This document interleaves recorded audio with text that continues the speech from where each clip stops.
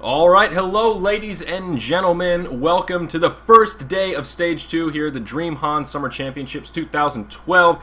I'm Zyori, bringing you guys a little bit of, well, ZyoriTV coverage today, still flying solo, but here we are nonetheless. We do have a pretty good matchup. Today is Group A Match 1, so there are 4 matches going on right now, and I believe at least 3 of the 4 have streamers associated with them, so should be interesting. I know today Honcast is covering Orange Esports Malaysia, so I could have casted the same game as them, but that just seemed a little bit silly. So here we are. We're going to see QsQ versus the 90s, and this is actually going to be a really good game. When I was talking to Breaky, he was saying that this was the game that he wanted to do first, but when they got to talking about it, they really wanted to see what Orange was up to. So this is kind of the pick of the litter here today as far as games are concerned, and hopefully you're in for some excitement. So of course QsQ, the Q squad, that is the team, well, series of teams that ex-Fnatic Nova has under his wing right now. He's doing some tryouts, trying to get his new team in order, and he has 4 teams now that have made it into the group stage, and this is but one of them.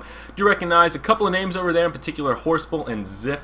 Are 2 that I know I've casted before, and I'm not sure how to say. Is it Mally? I recognize the name, though it's not ringing a bell exactly who that is. Anyhow, definitely some recognizable names over there. Over on the Hellborn side of things, the 90s we do have over here. In the brackets, they are listed as Druids with a Z. They are no longer under the Druids umbrella or sponsorship. Whatever the arrangement was, that is no longer the case. It was when they registered, and they have since changed back to the 90s. As we can see, actually 90s with a Z here instead of an S. The 90s. I like it. I like it a lot. So a lot of recognizable names over there. Algie, Super KG, and Phil McHunt. Of course, Yalom and Playwright as well. Recognize quite a few of those bad boys. Actually, I had the privilege of meeting a few of those guys at DreamHack. So an interesting team nonetheless. Excited to see how they're going to fare in this tournament. Group A is a tough group. This is definitely one of the more difficult groups. I think on the podcast it came down to kind of a Group A, Group D kind of was the consensus for the groups of death. So this one is definitely a little bit tough. Orange Esports is a scary team indeed. Enough of that though. Let's go ahead into this game, take a look at some of these bans and picks. Blind bans to start things off are going to be Ophelia Meraxis and Tundra Aluna. So interesting that the 90s here opting to blind ban Aluna. I believe that's the first time that I've actually seen that. We've seen Aluna picked up so much as of late. Interesting to see her actually blind banned. So I'll be curious. I wonder if that's sort of a respect ban coming out against someone on QsQ here. We'll see as the game continues. QsQ though, wow. Alright, let's not get too far ahead of ourselves. Let's go ahead and just go through the locks and the bans. Let's see, Pebbles, Glacius, Bubbles, Hollywog Priest, Pestilence, and Wild Soul. Going to be the locked heroes up there. And that is an interesting pool of locked heroes. I'm curious whether someone's actually going to use Wild Soul. Of course, he's been the talk of the town. We've done so much theory crafting around long lane Wild Soul. I wonder if that's just sort of one of those throwaway kind of dummy picks up there, or if the 90s is actually considering mixing in some Wild Soul play. So that'll certainly be interesting. I know QsQ is trying to get to that Pebbles. That is going to be their plan, and they are going to be able to get that in for a Pebbles combo. Very crafty drafting over there from SQY. We can go ahead and look at the bands as well. Jeraziah, Magmus, Demented Shaman, Wretched Hag, Armadon, and Silhouette. Very, very straightforward bands. Demented Shaman, a little bit interesting, but still ban-worthy in my humble opinion. So what's really interesting here, though, is that Pebbles is in the locked pool. So QsQ obviously first picking Nymphora. Pretty clear what they want to do. They want to first pick that Pebbles since Legion team always gets that first pick in the locking phase. That's great. They're going to have a really strong lane combo. But what's interesting is Wretched Hag is actually banned here. That was a great play from Jalom. We can see he's actually the one that banned Hag, because there aren't that many great suicide lane heroes still left on the board. So that Wild Soul toss in there is sort of interesting. I have a very, very strong feeling that the 90s will pick up Bubbles out of the locked phase here coming up. It kind of depends on what they do with this third pick, but I have a pretty good feeling they're going to be going for that Bubbles. And that leaves sort of an interesting opening for QsQ. What are they going to do for their long lane? Are they going to suicide that Wild Soul? Are they going to be stuck in that conundrum where it's like, crap, now we either have to pick Pestilence or Wild Soul, and one of them's going to have to go into the long lane. It could be interesting. We'll see how this draft here finishes off. By draft, I mean just the picking phase, to see sort of where they're going to go in that regard. But some interesting stuff going on in the lock pool. Of course, Polywog Priest, a very powerful hero in there as well. Looking at some of the other options still on the board, junglers are always something interesting to look at. Of course, Ophelia was banned here. Parasite being right-clicked by Ziff, and they're running out of time. They're going to change their minds right at the last second and go for the Zephyr Tempest pick. And this is sort of interesting as well. Zephyr, not someone we've been seeing too much as of late, so I'll be curious to see how they end up setting this up. Tempest, you know, I want to say that Tempest is going to be in the jungle, but I just don't know. I saw Tempest in the Suicide lane 2 days ago, 3 days ago. I mean, I saw Suicide Tempest not that long ago. Actually planning on doing a breakdown tomorrow morning about Tempest and her role in that Suicide lane. So I don't know what QsQ is going to do here. Our metagame has been shifting quite a bit thanks to lockpicking mode and the influx of the international scene with some of the CIS teams and the SEA teams all participating in this event on the international client where we all have access to those replays. I don't know exactly how QsQ is going to handle this. I was talking about that whole thing about the lack of Suicide laners in this pool right here, and perhaps Tempest is going to be their failsafe in this scenario.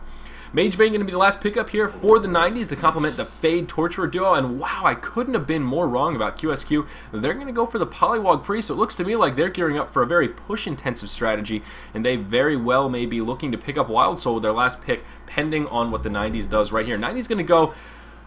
Wow, Bubbles, Glacius. I'm even more surprised by this. I would have thought for sure they would take that Pebbles off the board, but now QsQ has a great... They're in a great position at this point. If they take Pebbles, they have that Pebbles in 4 lane. That will be fantastic. If they take Wild Soul, they're going to have one hell of a scary pushing lineup. Of course, that is going to make for some interesting lanes with the two, quote, junglers. But I'm really curious to see what they're going to do with this pick. This draft really didn't unfold the way that I thought it was going to be at first. It's still very interesting. I have to sort of feel like QsQ is in a really good place right now. But it's all going to come down to these lanes. It makes me curious why they picked him for a first if they're not going to go for Pebbles, and there they go. They make an effort to grab him. So, wow, look at this roster from QsQ. They've kind of got it all. They've got the pushing power. They've got the early game. They've got the lanes, and... well, they got some carry potential as well between the Zephyr and the Pebbles. Or on the Hellborn side of things, of course, they do have a Mage Bane who's always scary, Torturer as well. But I just don't see the power in the lanes. I mean, I guess this is going to be a Fade Glacius lane. How are they going to lane this? What is the 90s going to do? I mean, Bubbles is going to be the solo. I'm assuming we're going to be seeing a support Torturer. Probably Glacius, Mage Bane, Torturer, Fade, I guess. A very, very interesting draft. I'm going to be very curious to see how they end up laning this right here. So, of course, we are going to need a pause here, people. Taking a quick pee break, no problem, no problema whatsoever. So, of course, guys, this is a best-of-3 series, as is everything in DreamHoN Summer Championships. So, this is but game 1 of this best-of-3 series. And as far as I can tell, this should be a pretty even series. Both these teams are made up of players of a pretty comparable skill level. You know, they're the guys that we kind of recognize. We've seen them participate on the big arena. They've been at DreamHack. Most of them are European, but they haven't quite made it into that, you know, TDM level, or not TT Esports. They haven't quite hit that level of success. So these pro players that are right on the cusp of being in that upper echelon. So all things pointing towards an interesting matchup. Now, what really scares me about this lineup for the 90s is they have a team that's pretty well built around Mage Bane, but their strategy is still going to be to drag this game on as long as possible for Mage Bane to hit that critical mass that we talk about so frequently. One of the greatest counters to a hard carry is just going a super aggressive, balls to the wall, we're going to push your towers type strategy.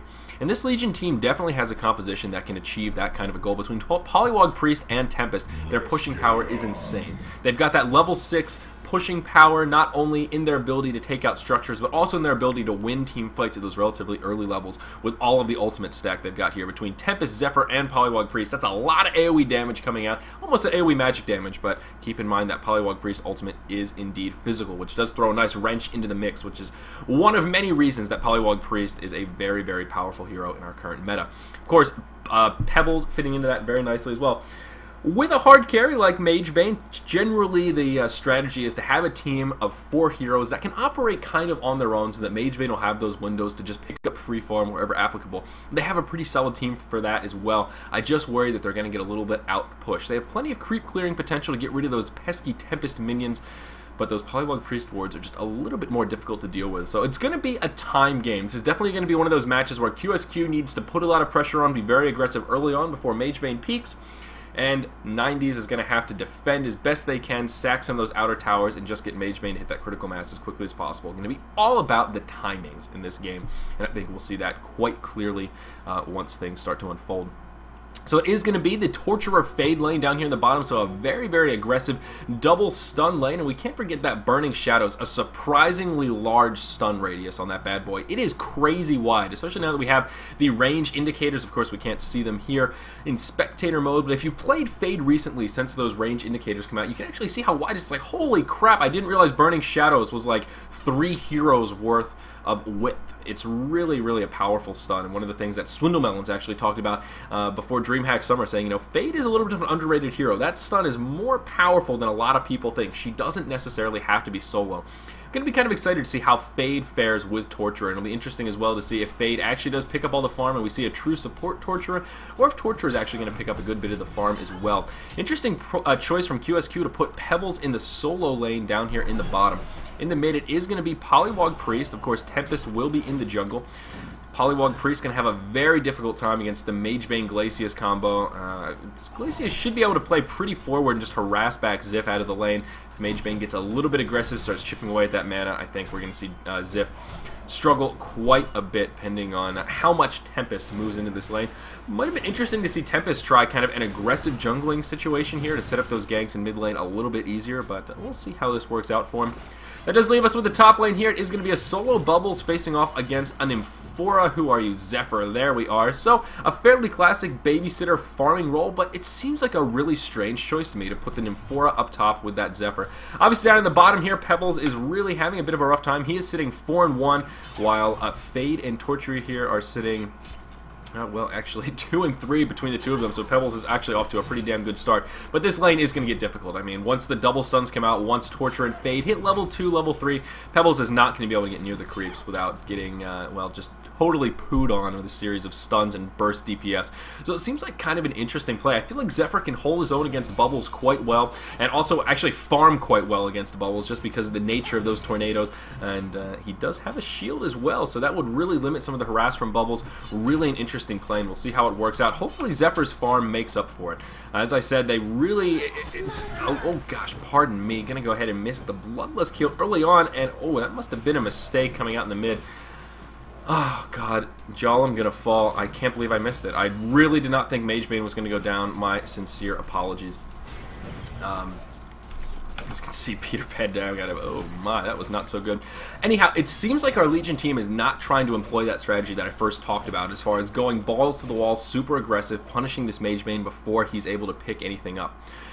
They're going for a little bit more about, we're going to try and play the farm game against this Mage Bane. They want that Zephyr to be as farmed as possible, and it's a little bit of a risky play. I'm not going to lie to you.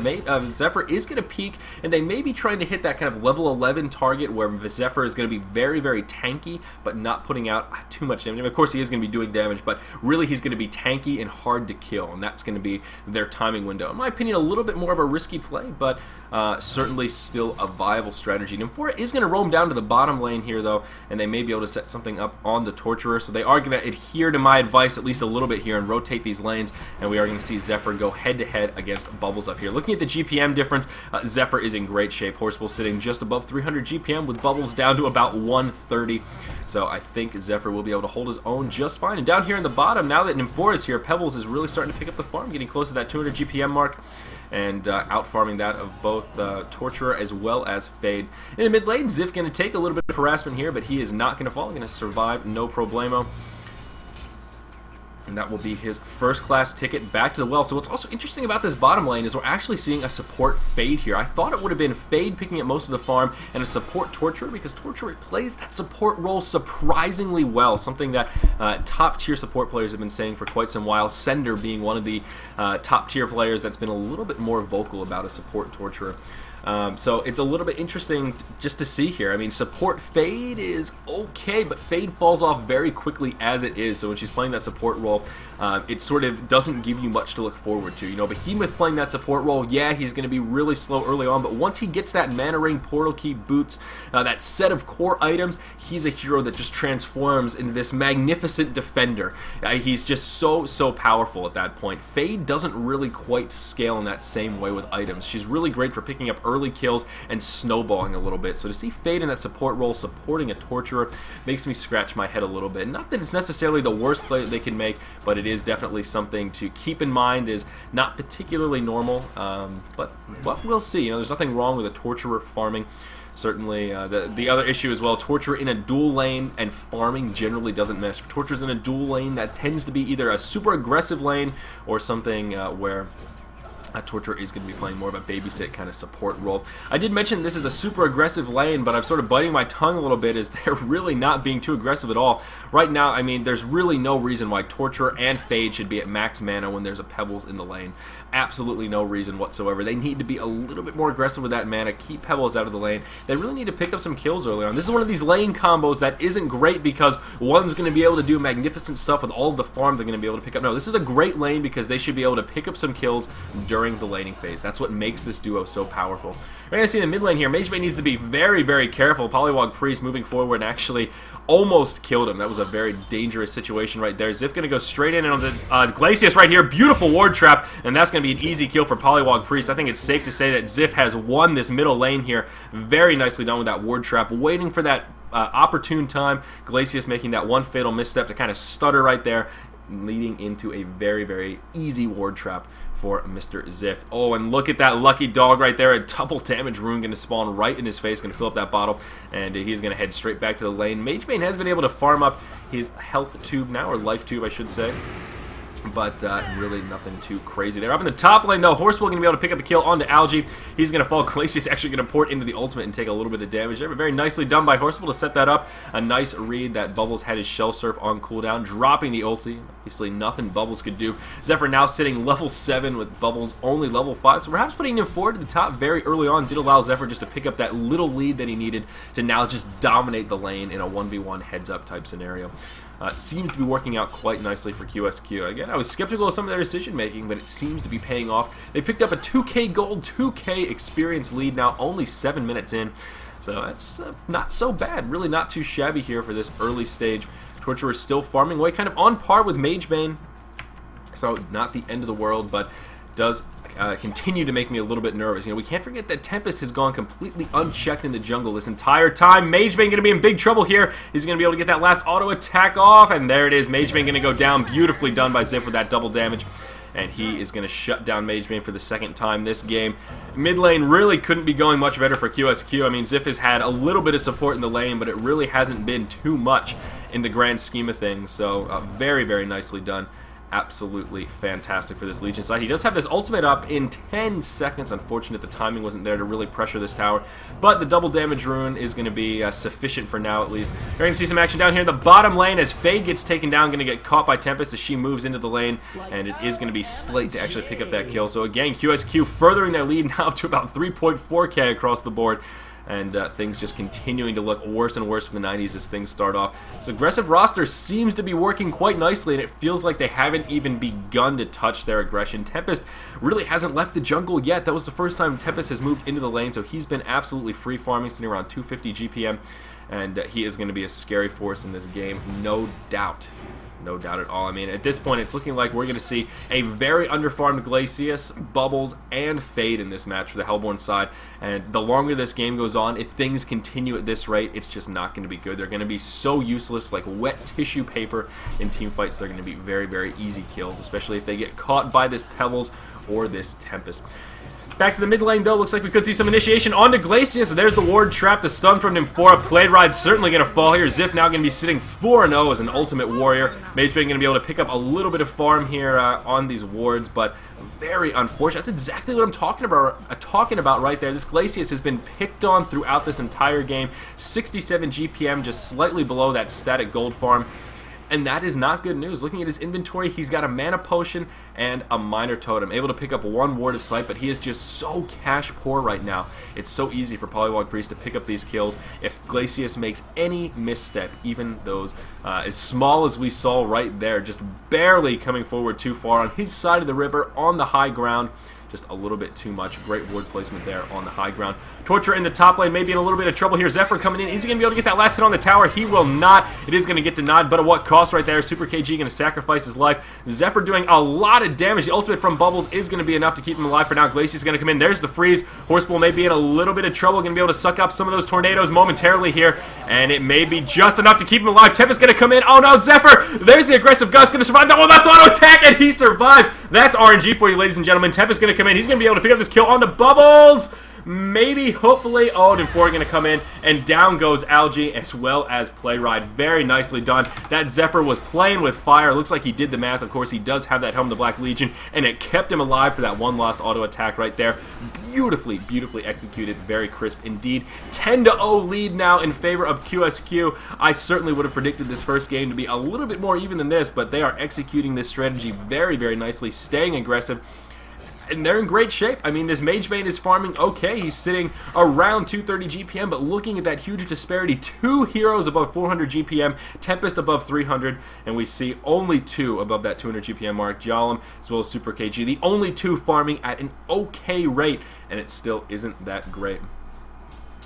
Very, very unfortunate indeed. In the mid lane here, Mage Bane going to get engaged on. Unfortunately, then Enforced Zeal not going to connect, and Jalem will be able to survive this. It looks like he has managed to pick up that Helm of the Black Legion first. I think that's the right play here, but it's still just, that's all he's got. 10 minutes in, no boots. If he gets caught, it's a relatively easy kill, even though he is fairly tanky at this point. It's still, Mage Bane is pretty useless at this point in the game. This is kind of what I was talking about with these timing windows. That level 6 to 11 mark is when this Legion side is really going to be peaking against Mage Bane, where he is just a useless guy that can blink around, and they have all of these heroes that can do so much damage. Polywog Priest going to come in. There's the crowd control. Jalem just going to drop almost instantly. In a blink of an eye, he gets taken down. All it takes is one polymorph from that Polywog Priest. The wards come out, and down he goes. That's exactly what I was talking about. Although the Helm of the Black Legion is great, it does add to that survivability. It's not enough to keep him alive from all of this crowd control this Legion team has. Pebbles hasn't even been in the mix. He's just been hanging out in that bottom lane, throwing that farm. Zephyr is going to go straight in here, going to catch a beautiful ultimate